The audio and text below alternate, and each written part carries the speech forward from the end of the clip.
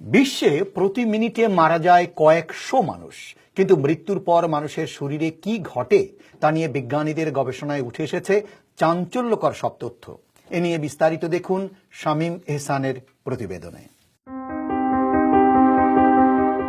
মৃত্যু একটি অনিবার্য সত্য হবার পরও এটি থেকে আমরা প্রতিনিয়ত পালিয়ে বাঁচার চেষ্টা করি। আমাদের বাহ্যিক গঠন অর্থাৎ যে শরীর নিয়ে আমরা এতটা চিন্তিত, মৃত্যুর পর এটির কি হতে পারে তা নিয়ে বিভিন্ন সময় বিজ্ঞানীরা জানিয়েছেন সব চাঞ্চল্যকর তথ্য। মাত্র 3 মিনিটের অক্সিজেন শূন্যতায় আমাদের মস্তিষ্কের কোষগুলো সব মারা যায়, যদিও আমাদের মাসেলের কোষগুলো কয়েক ঘন্টা পর্যন্ত জীবিত থাকে।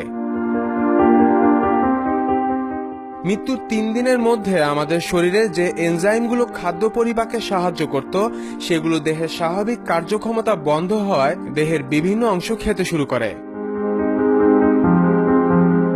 হৃৎপিণ্ডের স্পন্দন বন্ধ হয়ে যাওয়ায় অভিকর্ষ টানের ফলে মৃতদেহের রক্তের সব লাল কণিকাগুলো শরীরের নিচের অংশের এক বিন্দুতে এসে জমা হয়, যার ফলে মৃত্যুর কয়েক ঘন্টার মধ্যে শরীরের সব রক্ত জমাট বেঁধে যায়, আর এজন্যই শরীর লালচে বর্ণ ধারণ করে। কিন্তু মৃত্যুর 12 ঘন্টা পরে শরীর সম্পূর্ণ বিবর্ণ হয়ে যায়।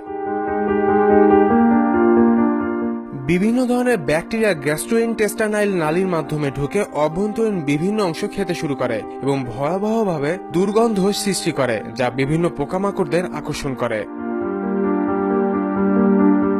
বিভিন্ন পরজীবী কীটগুলো শরীরে পচতে শুরু করা টিস্যুতে ডিম পাড়তে শুরু করে, যা একদিনের মধ্যে নতুন কীট জন্ম দেয়। এভাবে শুককীট পোকাগুলো শরীর হাড্ডিসার হওয়া পর্যন্ত টিস্যু খেতে থাকে। এভাবেই সময়ের সাথে আমাদের দেহ মিলিয়ে যায় এই পৃথিবীতে।